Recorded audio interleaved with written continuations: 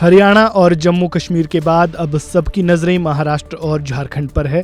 चुनाव आयोग ने दोनों राज्यों में होने वाले विधानसभा चुनाव की तारीखों का ऐलान भी कर दिया है। बात अगर महाराष्ट्र की करें तो 288 विधानसभा सीटों वाले महाराष्ट्र में चुनाव तारीखों का ऐलान हो चुका है। 20 नवंबर को मतदान होगा और 23 को चुनाव नतीजे आएंगे। अगर प्रदेश के सियासी समीकरण पर नजर डालें तो यहाँ इस समय शिवसेना के नेतृत्व वाली एकनाथ शिंदे की सरकार है, जिन्होंने पुरानी शिवसेना से बगावत करने के बाद बीजेपी से हाथ मिलाया था और राज्य में सरकार बनाई थी।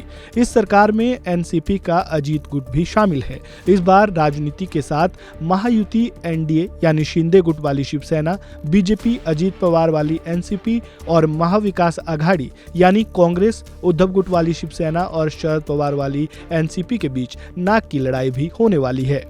महायुति अपने मुफ्त वाली स्कीमों के साथ चुनाव में उतरेगा तो महाविकास आघाड़ी दल बदल और पार्टी में तोड़फोड़ से सत्ता छीनने के बाद बदले की लड़ाई लड़ेगा।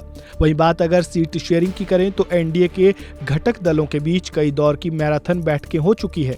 मीडिया रिपोर्ट्स की माने तो 235 सीटों पर चुनाव लड़ने की चर्चा पूरी हो चुकी है। बाकी 53 सीटों पर भी जल्द फैसला हो जाएगा। रिपोर्ट्स के मुताबिक बीजेपी 155 से ज्यादा सीटों पर चुनाव लड़ सकती है। वहीं एकनाथ शिंदे गुट वाली शिवसेना को 60 से 65 सीटें मिलने का अनुमान है। वहीं अजीत पवार गुट वाली एनसीपी 60 सीटों पर चुनाव लड़ सकती है। महाराष्ट्र भाजपा के अध्यक्ष चंद्रशेखर बावनकुले ने मीडिया को बताया कि महायुति की 90% सीटों पर सहमति बन चुकी है। वहीं बात अगर महाविकास आघाड़ी यानी एमवीए की करें तो एमवीए में 233 सीटों पर चर्चा पूरी हो चुकी है। वहीं 55 सीटों पर अभी सहमति नहीं बनी है। वहीं बात अगर सीट शेयरिंग की करें तो एमवीए में शामिल कांग्रेस और उद्धव गुट वाली शिवसेना करीब 100 सीटों पर चुनाव लड़ सकती है। वहीं शरद पवार गुट वाली एनसीपी की 80 से ज्यादा सीटों पर चुनाव लड़ने की उम्मीद है। सीट शेयरिंग पर तो बात बन गई है, लेकिन चुनाव से पहले इस बात की प्रबल संभावना जताई जा रही है कि अजीत पवार बड़ा खेला कर सकते हैं। राजनीतिक हलकों में इस बात की चर्चा तेज है कि अजीत पवार अकेले या फिर कुछ छोटे दलों के समूह के साथ मिलकर चुनाव लड़ेंगे। अजीत पवार पिछले काफी समय से राष्ट्रवादी कांग्रेस पार्टी यानी एनसीपी की रीब्रांडिंग करने में जुटे हुए हैं। वह जनसम्मान यात्रा के जरिए राज्य भर के लोगों के बीच जा रहे हैं। अगर अजीत पवार के महायुति से निकलने के बाद महाराष्ट्र में एक बार फिर से सियासी समीकरण गड़बड़ा सकते हैं।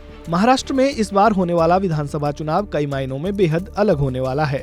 पिछले चुनावों के मुकाबले इस बार स्थिति बहुत अलग है। एनसीपी और शिवसेना दो फाड़ हो चुकी है। ऐसे में सियासी समीकरण भी पूरी तरह से बदल चुके हैं। इस चुनाव में बीजेपी के साथ अजीत पवार, एकनाथ शिंदे, शरद पवार और उद्धव ठाकरे की परीक्षा भी होगी।